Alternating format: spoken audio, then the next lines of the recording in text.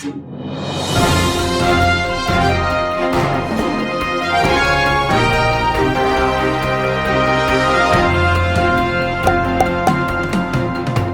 Of मानवता में दुनिया के सभी दर्शकों का बहुत बहुत स्वागत है। मैं हूं गौतम राणे सागर, आपके सामने लेकर के उपस्थित हूं कार्यक्रम आईना सच का। और आज जिस मुद्दे पे बात करने के लिए आपके सामने उपस्थित है वो मुद्दा देश को ही नहीं पूरी दुनिया को इस समय पूरी तरह से हिला करके रख दिया है। सब में एक तरह से पूरा वेव ला दिया है। और उस वेव को चलते हुए जो सबसे बड़ी बात है वो बड़ी बात यह है कि जिस तरह से बुद्धिस्टों ने अपनी सक्रियता जताई और दुनिया के बौद्ध भिक्षुओं ने अपनी सक्रियता जताई और विनीत मौर्य जी की जो पहल रही है उस पहल को भी देखते हुए और पुरातत्व विभाग के जो अवशेष मिल रहे थे जिस तरह से उसको इनकार करने की कोशिश की जा रही थी, लेकिन लोगों की सक्रियता ने इस बात को मानने के लिए मजबूर कर दिया। और वो मजबूरी का आलम यह है कि आज अयोध्या में पूरी तरह से काम ठप पड़ गया है, रोक दिया गया है। ये कहा जाए कि काम रोक दिया गया है तो ज्यादा बेहतर होगा। इसी शब्द का प्रयोग करते हैं और ये समझने की कोशिश करेंगे, आज पूरे दर्शकों को भी समझाने की कोशिश करेंगे कि आखिर इस सब के पीछे कहानी क्या है, क्यों इस तरह से ध्वस्तीकरण शुरू हो गया, क्यों इस तरह से जो समतलीकरण चल रहा था उस समतलीकरण में जो भी अवशेष मिल रहे थे वो सारे के सारे अवशेष बुद्धकालीन अवशेष मिल रहे थे। अब भारत ने जो आर्कोलॉजी सर्वे ऑफ इंडिया है उसने ये भी कोशिश की, दिखाने की कोशिश की या सरकार के कहने पे दिखाने की कोशिश की। जो भी हो, यहाँ तो इस तरह से नेक्सस चल रहा है कि सही बात निकल पाना बड़ा मुश्किल है कि कब सुप्रीम कोर्ट उस नेक्सस में शामिल हो जाएगा, कब सरकार शामिल हो जाएगी, कब आर्कोलॉजी सर्वे ऑफ इंडिया हो जाएगा। ये लगता है कि भारत भूमि में इस तरह से इंस्टीट्यूशन काम नहीं कर रहे हैं, बल्कि व्यक्ति काम कर रहे हैं। और जब व्यक्ति काम करता है तो वो सारे नियम कानून को ताक पे रख देता है। सिर्फ एक जो माइंड सेट है उसका माइंड सेट के आधार पे ही काम करता है, चाहे वो जात का माइंड सेट काम कर रहा हो, चाहे वर्ण का माइंड सेट काम कर रहा हो, या फिर ये माइंड सेट कर रहा हो कि किस तरह से लोगों को अधिकारों से वंचित रखा जाए, अधिकारों से पदच्युत किया जाए और जहां वो बैठे हैं उनसे पदच्युत किया जाए।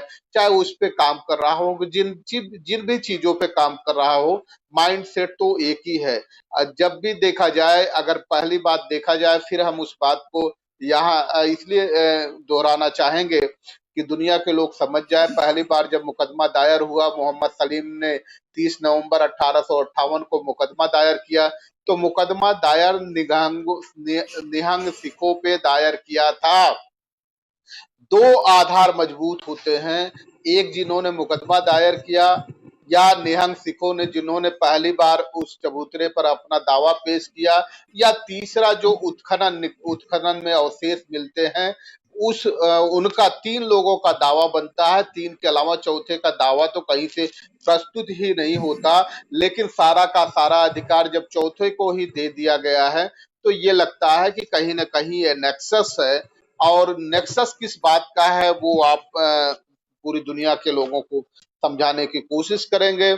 और इसी बात पे अपने अपने जो हम विचार बिंदु जो हैं, आज जो चर्चा और परिचर्चा है, जिसको उर्दू में अगर ये कहा जाए तो ये जंग सुखन जो आज शुरू होने वाली है, जिसका आगाज करने वाले हैं। और उस आगाज में ये बात समझने की कोशिश करेंगे कि जब आधार दो लोगों का बनता था और आधार के आधार पे दो ही लोगों का दावा होता था या फिर तीन लोगों का दावा होता था। जैसे मोहम्मद सलीम ने पहली बार मुकदमा किया तो एक दावा उनका तो बन सकता था, दूसरा जब निहंग सिखों पे दावा किया गया तो निहंग सिखों का दावा बन सकता था, या तीसरा जो अवशेष मिल रहे हैं, बुद्धकालीन अवशेष मिल रहे हैं, उसका बन सकता है। जो सम्राट अशोक के पिलर्स थे, स्तंभ थे, जिसको स्तंभ कहा जाता है, वो प्रतीक हुआ करते थे।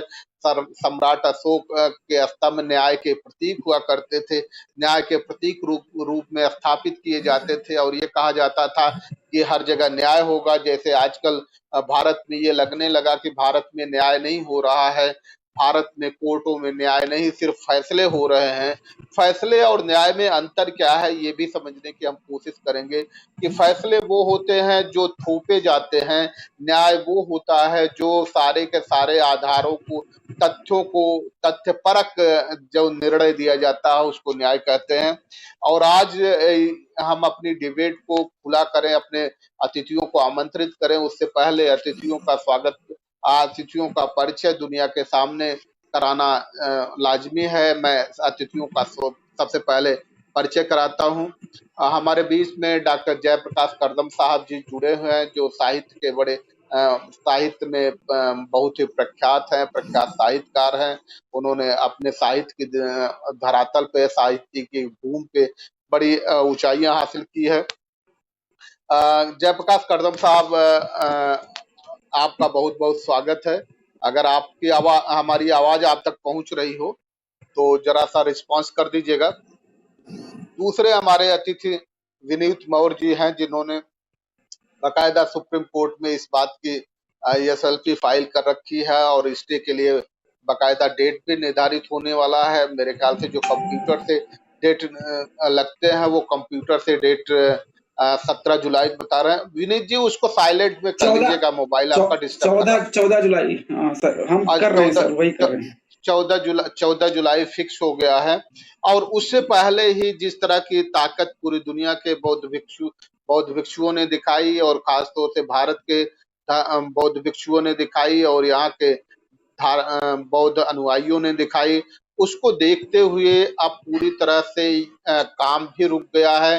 तो ये एक थोड़ी सी आपके चेहरे पे खुशी आ सकती है या खुश होने का थोड़ा सा मौका मिल सकता है, लेकिन ये लड़ाई बेहद बड़ी है, क्योंकि इस बड़ी लड़ाई में ये आपसे समझना चाहते हैं कि अगर यही थोड़ा सा आप ठिठक गए और ठहर गए तो लड़ाई तो फिर आपकी जहां थी वहीं पहुंच जाएगी। तो आपसे समझना चाहते हैं कि आगे क्या लड़ाई को जारी रखेंगे या इसी से खुशी मना करके आप इतफरी कर लेना चाहेंगे। विनीत मौर्य जी सर, नमो बुद्धाय, जय भीम, जय संविधान।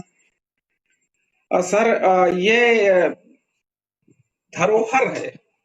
धरोहर को बचाने के लिए दुनिया के सभी मानवतावादी लोगों को आगे आना चाहिए। और ये एक का नहीं है, सिर्फ विनीत का ही नहीं है, पूरे देश का और पूरे विश्व का है। ये धरोहर है सर, और धरोहर पे ही शोध होते हैं, अध्ययन होते हैं, और इस अध्ययन को आगे बढ़ाते हैं तो पुरातत्व विभाग बीच में आता है और उत्खनन करता है, एग्जावेशन करता है, उसके द्वारा प्रमाणित करता है कि हाँ ये किस काल के धरोहर हैं। ऐसे समय में सुप्रीम कोर्ट ने पुरातत्व के लिए हमने जो डायरेक्शन की मांग किया है कि इस में पुरातत्व विभाग को डायरेक्शन किया जाए और इस जो समतलीकरण हो रहा है या और जो काम हो रहे हैं उस पे स्टे दे दिया जाए। और इस एप्लीकेशन को 5 जून को स्वीकार कर लिया है, सुप्रीम कोर्ट ने स्वीकार कर लिया, और इस पे कंप्यूटर जनरेट जुलाई 14 शो कर रहा है। ऐसे स्थिति में अभी इनका मंदिर ट्रस्ट का एक बयान आया है परसों कि चीन और भारत के युद्ध को देखते हुए हम इस मंदिर निर्माण शिलान्यास की तारीख 2 जुलाई को प्रधानमंत्री को निमंत्रित किया था, उसने स्थगित कर दिया है। और उसमें ये दे रहे हैं कि जो है भारत और चीन का जो युद्ध चल रहा है, जो युद्ध का संशय बना हुआ है, उस कारण से हम प्रधानमंत्री को 2 जुलाई को नहीं बुला पा रहे हैं। इसलिए इन्होंने अखबारों के माध्यम से सूचना सबको प्रसारित किया है, ट्रस्ट के वेबसाइट पे भी है कि हम जो है ये कार्यक्रम स्थगित कर रहे हैं। लेकिन इनका जो कार्यक्रम और है वो कार्यक्रम जारी है। हम अपने लोगों से यही निवेदन करते हैं, जो भी संविधान को मानने वाले हैं और भारत राष्ट्र को मानने वाले हैं, राष्ट्र की धरोहर राष्ट्र को समर्पित करने के लिए आगे आए। क्योंकि जो भी उत्खनन में वस्तुएं निकलती हैं, जो भी ईंटें निकलते हैं, मृदभांड निकलते हैं, ठीकरे निकलते हैं, वो राष्ट्र की संपत्ति होती है। और ये राष्ट्र की संपत्ति है और इसको राष्ट्र की धरोहर मानकर राष्ट्र को सौंपा जाना चाहिए, ना कि किसी व्यक्ति को या किसी ट्रस्ट को सौंपा जाए। और इन्हें अवशेषों पे कोई निर्माण न किया जाए। अगर निर्माण कर दिया जाता है अवशेषों को बिना उत्खनन कराए, तो वो सारी शोध की वस्तुएं समाप्त हो जाएंगी। ऐसे स्थिति में पुरातत्व विभाग को स्वतः संज्ञान लेना चाहिए कि ये अवशेष किस काल खंड के हैं और कार्बन डेटिंग करना चाहिए। लेकिन यहाँ पे इस गवर्नमेंट में जो सारी संस्थाएं संवैधानिक संस्थाएं थी, वो संवैधानिक संस्थाएं शून्य हो गई हैं। कोई भी संस्थाएं संविधान के जो है द्वारा प्रदत्त कोई भी चीज पे काम नहीं कर रही है। ऐसे स्थिति में व्यक्ति ही सर्वोपरि हो जाता है। हमें उस व्यक्ति सर्वोपरि को समाप्त करके संवैधानिक संस्थाओं को फिर से जिंदा करना पड़ेगा। और जो भारत का संविधान है, सबसे बेहतर संविधान है, उसको जी जी लोगों के जी बीच विनीत लाना। जी जी सर। विनीत जी आपके पास आ रहे हैं। जी करदम साहब, आपको हमारी आवाज आ रही है क्या? लगता है करदम साहब तक आवाज नहीं आ रही है। विनीत जी, फिर हम जिस बात को आप कह रहे थे, ये सच है कि ये धरोहर है, और ये धरोहर इस समय सिर्फ भारत की धरोहर नहीं है, विश्व की धरोहर है, क्योंकि पूरा विश्व तथागत गौतम बुद्ध की वजह से ही विश्व गुरु के रूप में भारत की पहचान है। तो पूरी दुनिया के लोग इसके तथागत गौतम बुद्ध के अवशेषों को महत्व देते हैं, और उस महत्व के आधार पे भारत की आज गरिमा है। तो पूरी दुनिया का महत्व है, और जिस तरह से पूरी दुनिया के बुद्धिस्टों ने एकजुटता प्रदर्शित करने के बाद अपना विरोध जताया, और उसी विरोध का परिणाम है कि ये काम रुका है। ये कहने के लिए चाहे जो कहें, जब ये 14 फरवरी को 2019 को, आप जानते हैं 14 फरवरी 2019 को जब पुलवामा की घटना हुई थी, तो 16 फरवरी को ये बाकायदा मीटिंग करते नजर आ रहे थे। देश जो है जल रहा था, जो हमारे 45 सैनिक शहीद हो गए थे, उस शहादत में, उस गम, उनके शहादत के गम में, अफसोस में पूरा देश पड़ा था। लेकिन ये लोग 16 फरवरी को पूरे देश में अपने चुनाव की तैयारी कर रहे थे। तो इनके कहानी और कथनी में इतनी विषमताएं हैं कि अब तो मन भी, मेरे ख्याल से पूरे देश का भी मन नहीं मानता कि ये जो कहते हैं उसको सच मानने को तो तैयार ही नहीं है। तो अगर ये लोग ये दावे करते हैं कि जो अभी उसकी गलवान घाटी में जो घटनाएं हुई हैं, जो हमारे देश के वीर शहीद हो गए हैं, जो वीर सैनिक थे वो शहीद हो गए हैं, उनके गम में इन्होंने ये किया है, तो ये इतने सदाशयता इनके अंदर नहीं आ सकती, ये इतने सदाशय नहीं हो सकते कि इतनी बड़ी ये कुर्बानी दें।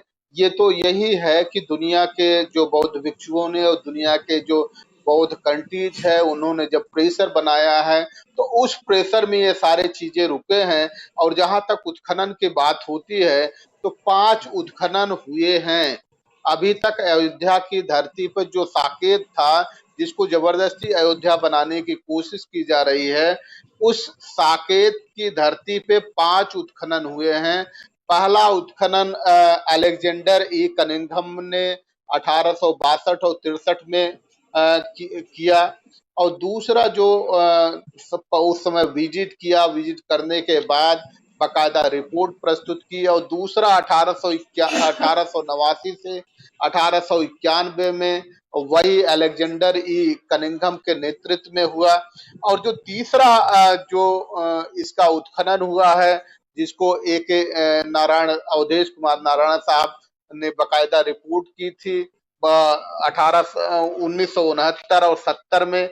और जो चौथा हुआ था वो प्रोफेसर बीबी लाल के नेतृत्व में कंडक्ट किया गया था 1975 और 76 में। और तीसरा जो 5वां जो उत्खनन रहा है वो 2003 का उत्खनन रहा है। और सारे उत्खनन इसी बात को प्रमाणित करते हैं कि ये साकेत नगरी है, ये प्रसेनजीत की नगरी है, ये तथागत गौतम बुद्ध के वर्षावास की नगरी है, इस बात को प्रमाणित करते हैं।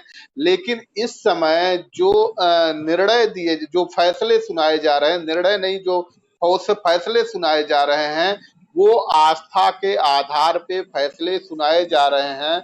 और दुनिया के न्यायिक प्रक्रिया में आस्था के आधार पे कोई फैसले नहीं सुनाए जाते। इसलिए हम आपसे फिर जानना चाहेंगे विनीत जी कि ये वो चाहे जो कहते रहें, वो इतने सदाशय नहीं हो सकते कि जो गलवान घाटी में घटना हुई है उससे दुखी होकर के, उससे पीड़ित होकर के ये काम कर ले। इनका दुख और इनकी पीड़ा जो आज दिख रही है, जैसे आप कह रहे थे, व्यक्तिवाद जिस तरह से अपने चरम पे पहुंच गया है, और चरम पे पहुंचने के बाद जिस तरह से एक वहां सनक दिख रही है, उस सनक में इस तरह से सहानुभूत की जरूर अवसर ही नहीं होते, जगह ही नहीं होती। तो आपसे सिर्फ ये हम जानना चाहते हैं कि अभी जो हुआ है वो तो चलिए ठीक है, ये फॉर टाइम बीइंग है। क्या इसके बाद भी अगर ये लड़ाई यहीं रुक गई, अभी संविधान की लड़ाई पे हम बात नहीं कर रहे हैं, अभी तो सिर्फ यहाँ केंद्रित करना चाहते हैं, क्योंकि ये दुनिया जानती है कि संविधान किस तरह का, कितना बेहतरीन संविधान है। आज का चर्चा सिर्फ हम यही केंद्रित करना चाहेंगे कि आपसे सिर्फ ये जानना चाहते हैं कि अभी प्रेशर में, जिस तरह का प्रेशर पूरी दुनिया के बौद्ध कंट्रीज ने बनाया है, उस प्रेशर को देखते हुए काम रोक दिया गया है। और वहां जो न्यास बना है, वो न्यास ट्रस्टियों ने काम इतनी आसानी से नहीं रोका होगा जब तक सरकार के इशारे न हो और सरकार ने ये ना कहा हो कि अभी उसको रोको, या तो समय नहीं आया है, या जिस तरह से दुनिया का प्रेशर बन रहा है मुझे रोकना पड़ेगा। तो इसको हम समझ रहे हैं कि क्या इसी को आपने जीत मान ली है, या इस लड़ाई को आगे बढ़ाने का काम कर रहे हैं, वो हम सोचना चाह रहे हैं। संविधान की बात अभी नहीं करेंगे, संविधान बेहतर सब जानते हैं, ये संविधान तो तोड़े ही जा रहे हैं। तो आज का जो डिबेट है हम सिर्फ इसी पे केंद्रित करेंगे, आगे की आपकी रणनीति क्या होगी, क्या इतने से खुश हो जाएंगे, या अपने अंतिम लक्ष्य तक, अयोध्या को साकेत बनने तक ये लड़ाई जारी रखेंगे? जी विनीत जी। सर ये जीत हार का नहीं ये मामला है। ये मामला धरोहर को बचाने के लिए, ये धरोहर है, राष्ट्र की धरोहर है, और राष्ट्र को सौंपना मेरा कर्तव्य है, और हम अपने कर्तव्य में लगे हुए हैं। जिस तरीके से हिंदू मुस्लिम के नाम पे इतने सालों से मुकदमे चल रहे थे, लड़ाया जा रहा था, कितने जो है जाने गई हिंदू मुस्लिम के नाम पे, और धरोहर है, बौद्ध अवशेष हैं। इसलिए दुनिया की निगाह इस बात पे गई कि धरोहर को किस रूप में इन लोगों ने विकृत कर दिया। जो राष्ट्र की संपत्ति है, राष्ट्र की धरोहर है, पूरे दुनिया ने देखा कि किस तरीके से गलत बयानबाजी करते हैं, और कहां कहां ये लोग अंधविश्वास और पाखंडवाद फैला रहे हैं। तो दुनिया के इतिहासकार और पुरातत्ववेत्ताओं के द्वारा अयोध्या के अवशेषों को लेकर चर्चा में आए कि ये साकेत नगरी सम्यक संबुद्ध की सबसे प्रिय नगरी साकेत है। धम्म सम्राट अशोक महान के द्वारा स्तूप बनवाए गए, शिलालेख लगवाए गए, और स्तंभ विहार बनवाए गए। ऐसे स्थिति में जो इतने दिनों के बाद अब उत्खनन में आए हैं, खुदाई में आए हैं, उनको लेके एक चर्चा पूरे विश्व में बना कि नहीं, ये तो धरोहर है। ऐसे स्थिति में ये मुहिम अकेले का नहीं, पूरे दुनिया के लोग शोध करने के लिए आगे बढ़ रहे हैं कि ये जो है शोध का विषय है, और ये राष्ट्र की धरोहर है। जब भारत विश्व गुरु बनता है, और उसी विश्व गुरु बनने पे ये एक छोटा सा अंश है कि ये इसमें भी शामिल किया जाए। अभी ढेर सारे लोगों ने यूनेस्को को, राष्ट्रपति को, प्रधानमंत्री को, राज्यपाल को और मतलब ये जो अल्पसंख्यक आयोग है, अब जो मंत्री हैं, सारे लोगों को लेटर लिखा, ज्ञापन दिया जिलाधिकारी के माध्यम से कि हमें अवशेषों को सुरक्षित और संरक्षित करना है। तो वो चीजें सामने निकल के आई। जी जी और विनीत जी फिर लौट के आ रहे हैं। करदम साहब, आपको आवाज आ रही है?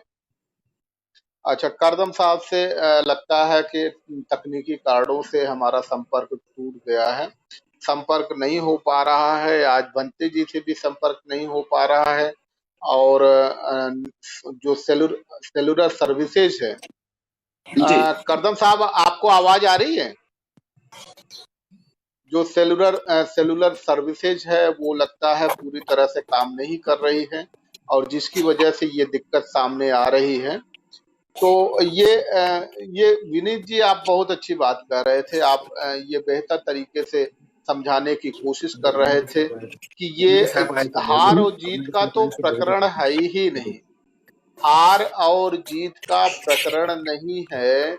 ये जो विश्व की विश्व गुरु होने की धरोहर है, उस धरोहर को संभाल करके रखने का एक प्रयत्न है, एक प्रयास है। क्योंकि तथागत गौतम बुद्ध को मानने वाले लोग हैं, और उन तथागत गौतम बुद्ध के जो ज्ञान है, जो उपदेश हैं, जो शिक्षाएं हैं, और खास तौर से जो सील है, जो सील को संभाले रखने की ये धरोहर है। और साकेत नगरी है, साकेत का अपना इतिहास रहा है।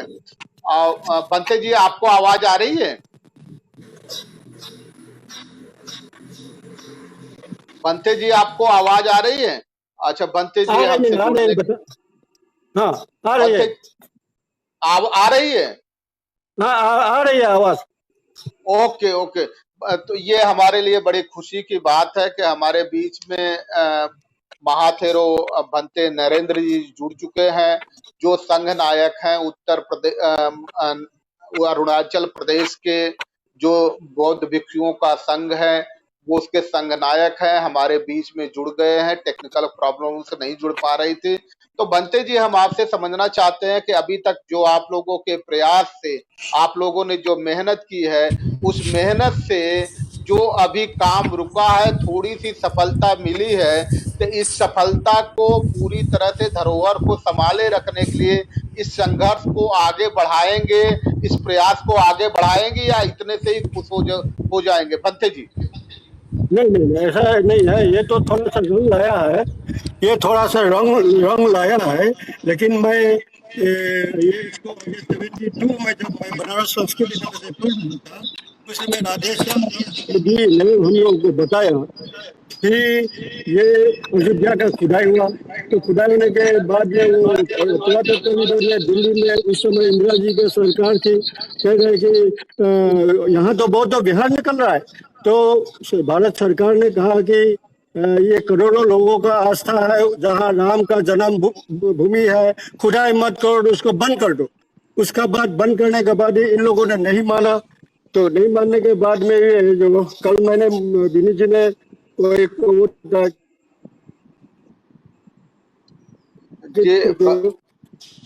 इसको डिफेंडेंट के साथ में आर्कोलॉजी वाले बीबी लाल वगैरह है, इन्होंने सही दिया है इलाहाबाद हाई कोर्ट में। वो फिर भी ये जो है वहां से रिजेक्ट कर दिया। तो ये भारत का जो न्याय व्यवस्था में ये चिंतन में ये नहीं है, ये निधन में है, मैं मानता हूँ। जी जी देखिए जी बंते जी, फिर हम आपके पास लौट के आते हैं। फिर हम आपके पास लौट के आ रहे हैं। थोड़ा सा नेट और आप देख लें, नेट तो काफी अच्छा आ गया है, लेकिन थोड़ा सा अगल बगल हट करके देख लें, नेट बढ़िया आ जाएगा तो अच्छा रहेगा। करदम साहब भी हमारे साथ जुड़ गए हैं, ये बड़ी खुशी की बात है। करदम साहब, यही प्रश्न हम आपसे भी लेना चाहते हैं कि आप लोगों का जो प्रयास रहा है, बौद्ध धर्म अनुयायियों का जो प्रयास रहा है, बौद्ध भिक्षुओं का जो प्रयास रहा है, और बहुत जो कंट्रीज हैं उनके जो प्रयास रहे हैं, उन प्रयासों, आवाज आ रही करदम साहब? करदम साहब आवाज आ रही है आपको? नहीं आ रही। ओके, करदम साहब को आवाज हमारी नहीं पहुंच पा रही है। तो विनीत जी, हम फिर आपसे ये समझना चाहते हैं कि आवाज नहीं आ रही। और तो ये फिर लगता है एक बार और आपको प्रयास करना पड़ेगा रिकनेक्ट करके, go back come once again to reconnect. तो ये विनीत जी, अब समझने की हम आपसे फिर कोशिश करेंगे कि ये बड़ा विशाल काम है, बृहद काम है, बड़ा विस्तृत कार्य है, जिस काम का बीड़ा आपने उठाया है। करदम साहब, अगर आवाज आए तो आप बता दीजिएगा। हाँ, विस्तृत हाँ, काम है, आवाज हाँ, नहीं आ रही। बृहद काम है। और आपसे मैं राय ले लेना चाहता हूं। पोस्टर आपने पढ़ लिया था, तो उसी पोस्टर के अनुसार आपकी आवाज आ रही है, आप जवाब दे दीजिए करदम साहब। नहीं, मैं आपको नहीं सुन पा रहा हूं। अब पहले आवाज आ रही थी, अब मैं आप अपनी बात कह दीजिए, जो कहना है। नहीं, क्वेश्चन हम बहुत बाद में धीरे से लेंगे। आवाज आ रही है। किस बात पे कहना है बताइए। जो पोस्टर में लिखा गया है कि जिस तरह से आप लोगों के प्रयास की वजह से अयोध्या में काम बंद हुआ है, क्या इससे संतुष्ट हो जाना चाहेंगे, या जो लक्ष्य है पूरी दुनिया की विरासत को संभाले रखने का, उसके लिए नया प्रयास जारी रखेंगे? ऐसा जी है, मैं पूरी तरह आपको नहीं सुन पाया, लेकिन जो मैं कहना ये चाहता हूं कि ये जो एक्सकेवेशन का जो काम हुआ था, उत्खनन का, जी ये कोई चीजें नई सामने नहीं आई है। और जो विनीत मौर्य जी ने जो याचिका दायर की है, जिस तथ्यों के आधार पर, ये 2002-2003 के आसपास में ये हुआ था, तो करीब इतना साल पुराना है। और उसके बाद में इन तथ्यों को एक तरह से छिपाया गया, दबाया गया, सार्वजनिक नहीं किया गया। ये मैं सुन रहा था पहले, जो विनीत अपना मौर्य जी कह रहे थे, वो बहुत सही था कि जो आर्कियोलॉजिकल सर्वे ऑफ इंडिया की जिम्मेदारी होती है, जहां कहीं भी उत्खनन कार्य होता है, और वो जो क्षेत्र होता है, वो जो साइट होती है, वो आर्कियोलॉजिकल सर्वे ऑफ इंडिया की प्रॉपर्टी हो जाती है। और वो उसके संरक्षण में, उसके देखरेख में वो सारा वो उसको सौंप दिया जाता है। अब ये जो साइट यहां की थी, तो ये भी आर्कियोलॉजिकल सर्वे ऑफ इंडिया को सौंपी जानी चाहिए थी, लेकिन आर्कियोलॉजिकल सर्वे ऑफ इंडिया ने इसके लिए क्लेम नहीं किया। अब उस पर विनीत मौर्य जी या मैं या आप, कोई भी, हम उस पर क्लेम नहीं कर सकते, क्योंकि साइट जो है वो आर्कियोलॉजिकल सर्वे ऑफ इंडिया ने उत्खनन किया था। और यदि उसे लग रहा है कि यहाँ पर ये चीजें आई हैं, तो उसे तथ्यों को सार्वजनिक करना चाहिए था। और आर्कियोलॉजिकल सर्वे ऑफ इंडिया में आज की तारीख में भी वो वही करेंगे जो उनको सरकार से दिशा निर्देश उनको प्राप्त होते हैं। आर्कियोलॉजिकल सर्वे ऑफ इंडिया अपने आप में इतने स्वायत्त नहीं है कि वो सरकार के विरुद्ध जाकर के वो सुप्रीम कोर्ट में जा सकते हैं। सुप्रीम कोर्ट से बड़ी संस्था आर्कियोलॉजिकल सर्वे ऑफ इंडिया नहीं है। तो सुप्रीम कोर्ट में जो तथ्य, जब डिसीजन सुप्रीम कोर्ट का आया राम टेम्पल पर, तो उसमें इस तथ्य को नजरअंदाज किया गया। और जो निर्णय आया वो ये आया कि हम जन भावनाओं के आधार पर, ऐतिहासिक तथ्यों को स्वीकार करके नहीं, उनको एक तरफ ताक पर रखकर, कि हम जन भावनाओं के आधार पर यह निर्णय सुनाया गया। तो जहां जन भावनाएं का महत्व हो जाए, जन भावनाओं का, तो वहां ऐतिहासिक तथ्यों को गौण रख कर दिया जाता है। और ये सूरा का पूरा जो प्रकरण चल रहा है, उस समय भी था कि बस एक जो राम भक्तों का एक दबाव निरंतर मीडिया के द्वारा, और हर तरह से जमीन पर भी, हर जगह जहां, तो वो इतना दबाव, इतना ज्यादा वो प्रचारित कर दिया गया कि उसमें लगा बस अब यदि राम मंदिर नहीं बना तो इस देश में बहुत भूचाल आ जाएगा, और बहुत ये आ जाएगा, पता नहीं क्या क्या तहस नहस हो जाएगा। और इस तरह की हिंसक कार्यवाही हुई भी। और मैं अभी भी आशंकित हूं। एक बार कार्यक्रम में मैं आया था आपके पास पहले, मैं तब भी कहा था, अभी भी मैं आशंकित हूं। और आशंकित इस बात को लेकर के हूं कि जैसे जैसे अब ये कोरोना का पीरियड चल रहा है, इससे पहले से शुरुआत हो चुकी थी इस बात की कि जिस तरह से राम मंदिर को लेकर के या दूसरे मुद्दों को लेकर के जो सांप्रदायिकरण हुआ हिंदू मुस्लिम का और मुसलमानों की कमर जिस तरह से तोड़ी गई बुरी तरह से, और अब वो एक तरह से खत्म हो गया, शांत हो गया। अब टारगेट पर अंबेडकरवादी लोग हैं। पहले जिनको चमट्टे कहा जाता था, अब उनको भीमते शब्द कहा जाता है, और भीमते संबोध कह करके लोग जय भीम कहने वाले लोगों पर आक्रमण आजकल हो रहा है। और इस तरह से ये जो चीज अब जो अविनीत मौर्य जी ने किया है, ये बहुत अच्छा काम है कि हमारी राष्ट्र की धरोहर है, सच्चाई है, वो सामने आनी चाहिए। और इस बात को आर्कोलॉजिकल सर्वे ऑफ इंडिया की जिम्मेदारी थी कि वो सुप्रीम कोर्ट में जाता कि भाई ये एक तथ्य है और इस तथ्य को स्वीकार किया जाए। लेकिन आर्कोलॉजिकल सर्वे ऑफ इंडिया नहीं जा रहा है और वो तथ्यों को सार्वजनिक नहीं कर रहा है। सार्वजनिक नहीं कर रहा है, इसका मतलब कि वो इन तथ्यों को सामने लाने के पक्ष में आर्कोलॉजिकल सर्वे ऑफ इंडिया नहीं है। अब जो मैं समझता हूं जो सुप्रीम कोर्ट में अब सुनवाई होगी भी, तो उसमें सरकार को तो आर्कोलॉजिकल सर्वे ऑफ इंडिया भी एक पक्ष पार्टी होगी, और वो पार्टी होगी वो अपना पक्ष क्या रखती है, क्या बताती है और किस रूप में कितना बताएगी, ये देखने की बात है। और सुप्रीम कोर्ट जैसे जन भावनाओं के आधार पर उसने निर्णय दिया था, क्या जन भावनाओं को अब वो इग्नोर कर सकती है और वो पक्ष निर्णय दे सकती है?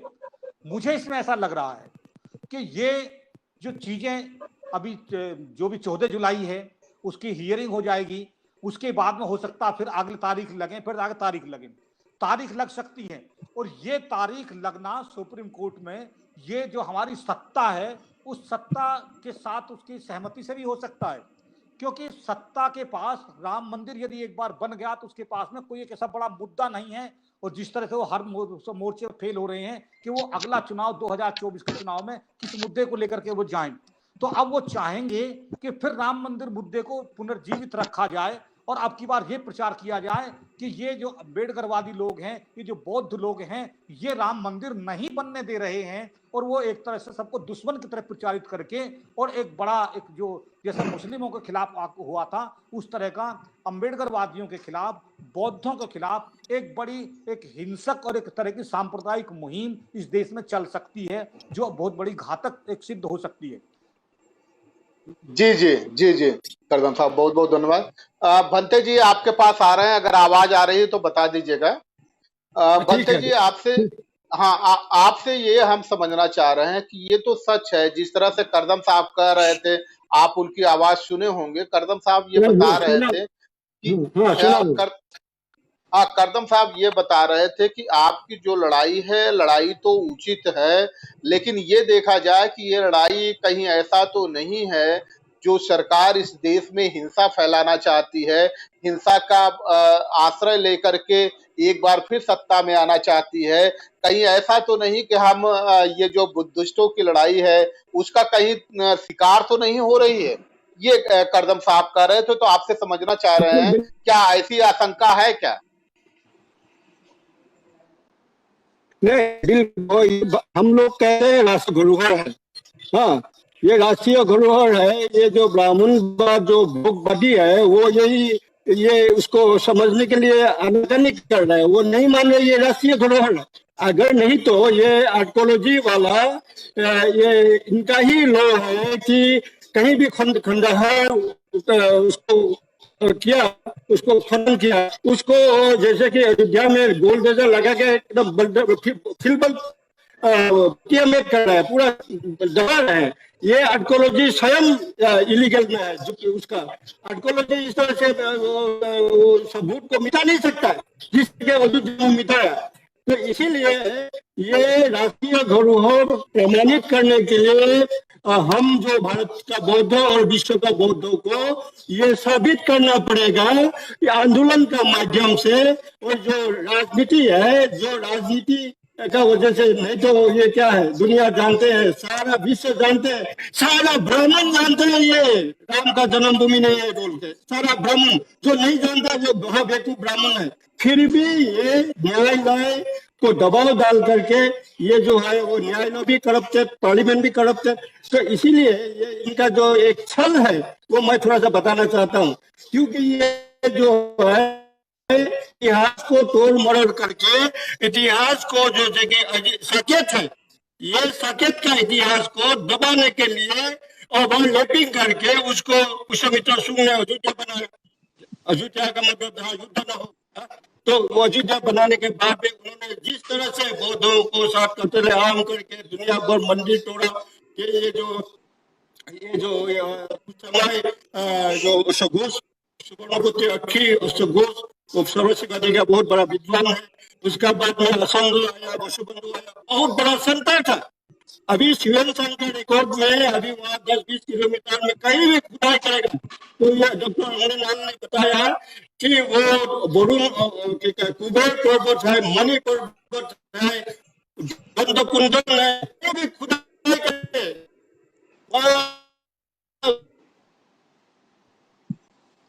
जी, आवाज भंते जी की चली गई। विनीत जी हम आपके पास विनीत जी हम आपके पास आना चाहेंगे और ये जो है खड़ा किया, फिर धर्म खड़ा किया, फिर जो है वो जो संस्कृति खड़ा किया, वो ये कहता है कि बौद्ध संस्कृति है, भारतीय संस्कृति है। इस तरह से विचार रखने वाला लोग जो है, इनको हम अपना आंदोलन का बौद्धों का साथ जोड़ करके जब तक हम दबाव ने माहौल आया, उस तरह से हम भी अपना बौद्धों का माहौल नहीं बना पाएगा तो ये सुप्रीम कोर्ट हमारा साथ नहीं देगा।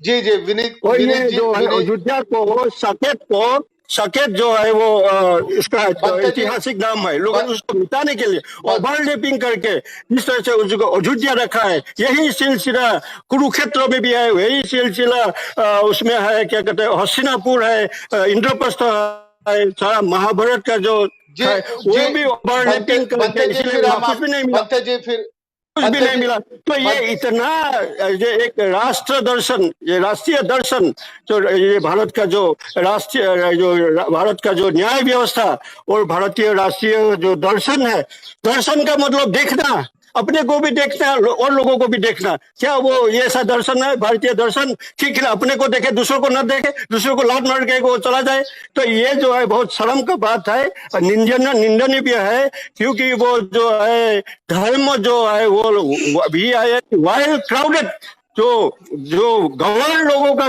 ग्रुप को उसको धर्म का ग्रुप नहीं कह सकता है।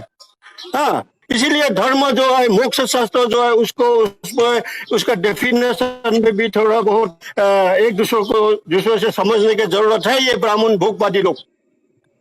जी जी तो जी भंते जी फिर हम लौट के आएंगे आपके पास। अगर जहाँ न्याय नहीं है, जहाँ वहाँ कहाँ धर्म है, हा?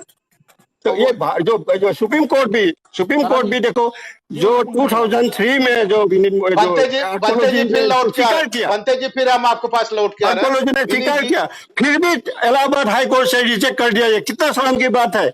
उसी में इलाहाबाद हाई कोर्ट को आर्कोलॉजी ने जो रिपोर्ट छपी है, जो डिफेंड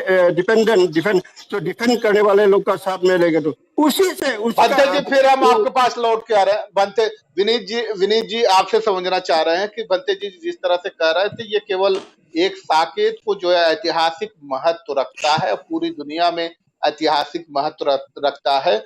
उस महत्व को जो खंडित करने की कोशिश की जा रही है वो ठीक नहीं है। कुछ लोगों के लिए ठीक हो सकता है, लेकिन भारतीय इतिहास का जो गौरव है और भारत का जो दर्शन है, उस दर्शन को नकारने की कोशिश है, जिसे हम हर हालत में संभाल करके रखना चाहते हैं और उसको हर हालत में संभाल करके रखेंगे।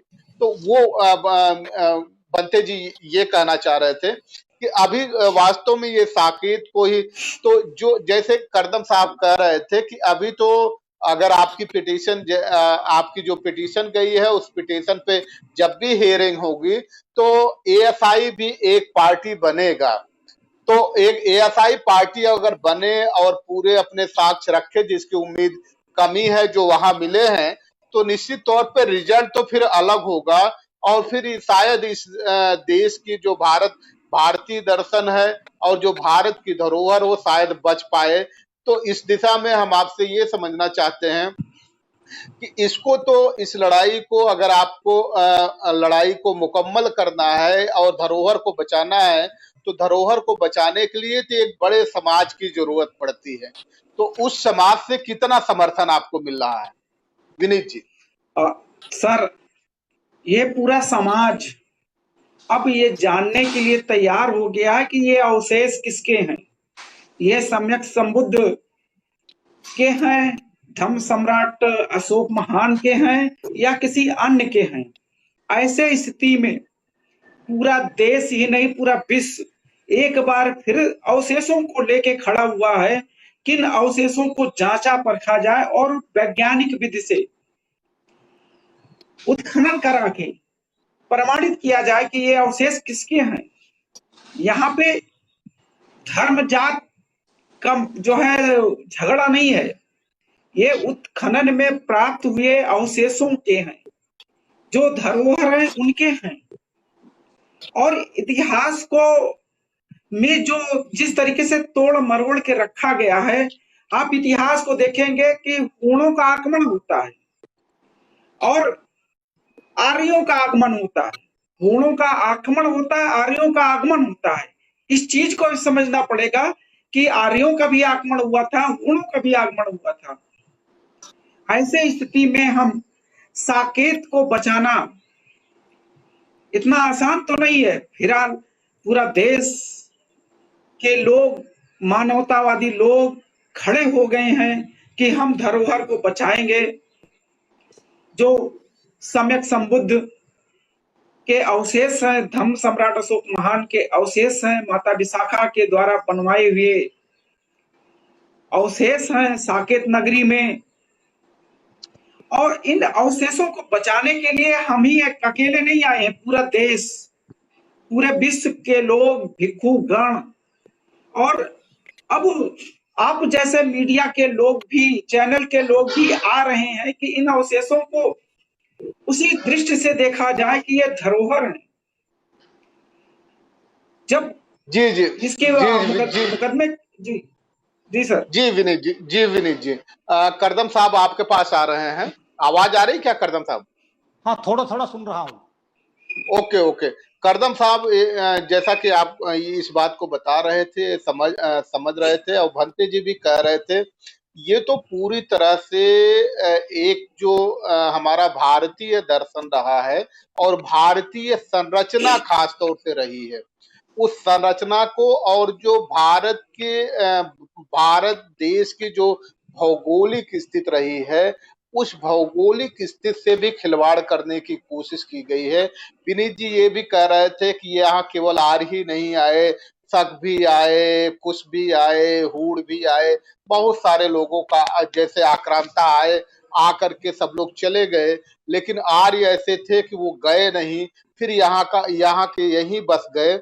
ये एक प्रश्न है। तो वो इस संस्कृति को, जो भारत की संस्कृति है, विशाल संस्कृति है और मूल्यवान संस्कृति है, उसको संभाले रखने की जो ये लड़ाई है, ये कह रहे थे, जैसा आप शक कर रहे थे कि एक बार हो सकता है सरकार के शिकार बन करके ये इनके ऊपर अटैक हो सकते हैं, तो ये कह रहे हैं कि इनका कहने का मतलब है कि हम सरकार के हाथ के खिलौना नहीं बनना चाहते हैं, लेकिन इस धरोहर को, जो दुनिया की धरोहर है, दुनिया के बौद्धिस्ट कंट्री ने जो हम पे भरोसा किया है, यहाँ के बुद्ध अनुयायियों पे भरोसा किया है, हम उस भरोसे पे खरा उतरना चाहते हैं।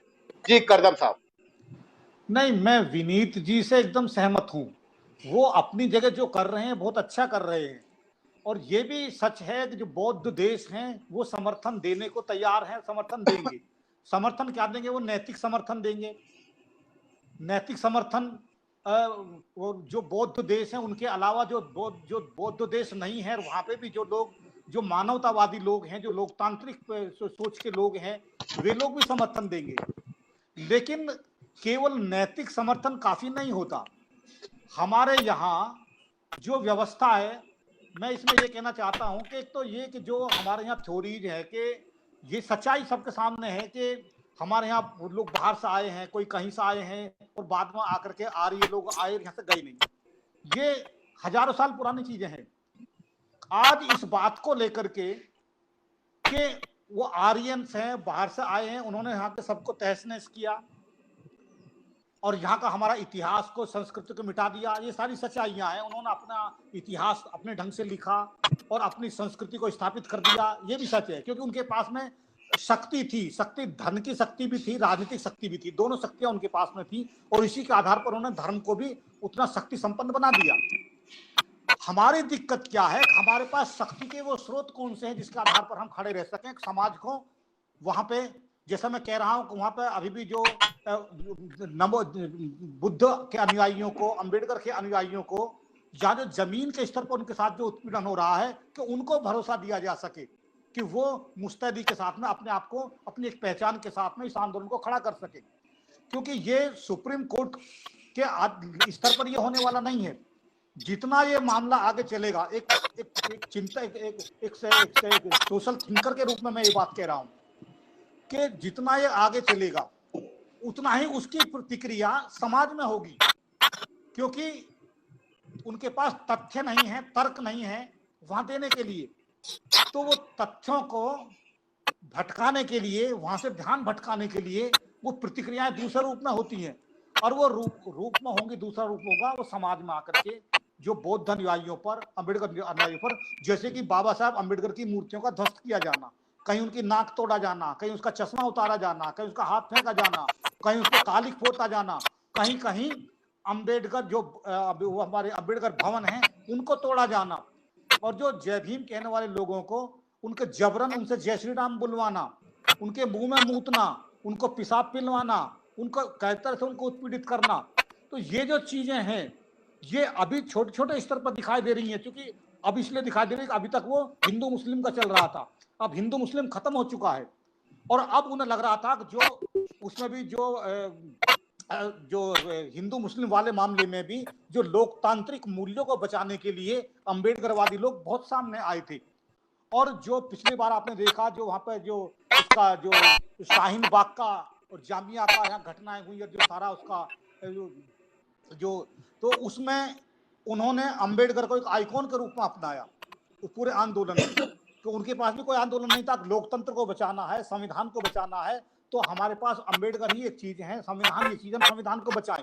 संविधान का बचाना का मतलब न्याय को बचाना, लोकतंत्र को बचाना, मनुष्यता को बचाना, मानवीय मूल्यों को बचाना, और पूरे व्यवस्था को, पूरे सिस्टम को बचाना।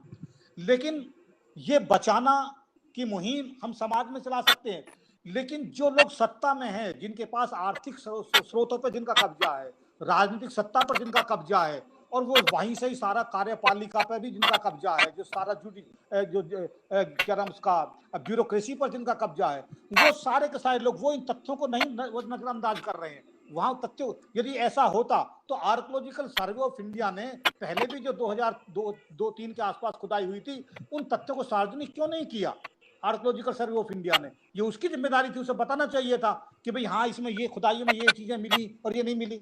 वो उन्होंने केवल जो रिपोर्ट दी भी थी कहीं पे, वो रिपोर्ट दब गई। कहाँ है आर्कोलॉजिकल सर्वे ऑफ इंडिया? ने आज तक सामने नहीं आया, और अभी भी archaeological survey of India ASI सामने नहीं आ रहा है। तो समस्या ये है कि वो तथ्य तो छिपे रहेंगे, लेकिन समाज में जो उसकी प्रतिक्रिया होगी, उस प्रतिक्रिया को बचाने के लिए हमारे पास क्या है? दूसरा एक और महत्वपूर्ण चीज मैं आपको ध्यान दिलाना चाहूंगा कि हमारे पास जो बौद्ध गया का आंदोलन चल रहा था, वहां पे भी गवर्नमेंट ने रिसीवर बिठाया हुआ है।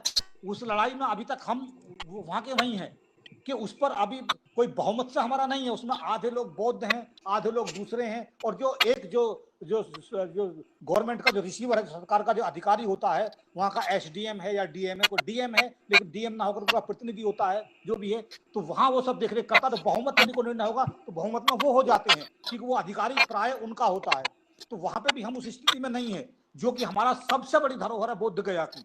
दूसरी चीज जो हमारे और बौद्ध विहार हैं, उन बौद्ध विहारों की रक्षा में, उन बौद्ध विहारों के पोषण में, वहां धर्म के प्रचार प्रसार में कितना हम लोग जागरूक हैं, समाज कितना वो सब कुछ कर रहे हैं, वो कहीं जमीन पर दिखाई नहीं दे रहा।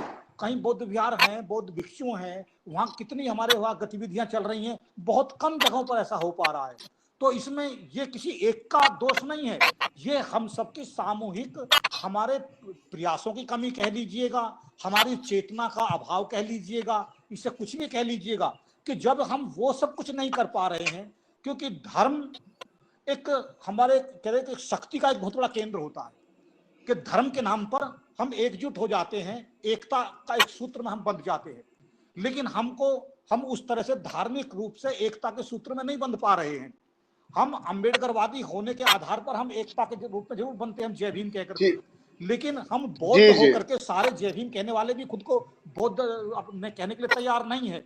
तो वो इसमें मुहिम में शामिल आएंगे नहीं आएंगे, कितना समर्थन मिलेगा, मैं केवल इस बात को लेकर आशंकित हूं। बाकी ये नहीं है कि जो प्रयास है तो बिल्कुल सब बचाने की कोशिश हमारी होनी चाहिए, क्योंकि ये हम जो बचाने की कोशिश हो रही है, जो विनीत जी का प्रयास हो रहा है, ये हम सब का प्रयास होना चाहिए कि हम कैसे लोकतंत्र को बचाएं, हम कैसे न्याय को बचाएं, कैसे राष्ट्रीयता को बचाएं, कैसे मूल्यों को बचाएं। और जिसका भंते जी जिस दर्शन की बात करें, राष्ट्रीय दर्शन, कि वो जो हमारा दर्शन है, उस दर्शन को जो उसको हम कैसे बचाएं। जब तक हम उन मूल्यों को नहीं बचा सकते तब तक हम मनुष्य को नहीं बचा सकते, और जब हम मनुष्य को नहीं बचा सकते तब हम देश को नहीं बचा सकते। करदम साहब बहुत अच्छी बात कर रहे थे करदम साहब। ये बात तो हमारे जो वार्ताकार हैं उनसे ये उभर करके आ गई है। एक बात जो विनीत जी कह रहे थे, विनीत जी से ये बात तो उभर करके आ गई कि इस प्रयास से पूरे देश के लोगों को, और खास तौर से जो बुद्धिस्ट हैं उनको तो है ही, और जो अम्बेडकरवादी हैं उनको, उनकी भी लालसा जगी है। वो भी जानना चाहते हैं कि वास्तव में अवशेष कहते क्या हैं, क्या प्रमाणित करते हैं। ये लालसा जगी है लोगों की, ये जागरूकता आई है। तो जैसा आप करदम साहब भी ये बात कह रहे थे कि ये सारी चीजें हैं, ये जागरूकता आनी चाहिए। लेकिन अभी बहुत सारे लोग हैं जो जय भीम तो कहते हैं लेकिन नमो बुद्धाय नहीं कहते, वो दूसरी तरफ से जाते हैं। तो ये जिस तरह से अभी जागरूकता शुरू हुई है, जो पहल की गई थी, उस पहल ने सभी लोगों को जागरूक करने की कोशिश की है। और आपका गया का जो प्रकरण है, गया का भी प्रकरण आपने बेहतर तरीके से उठाया है।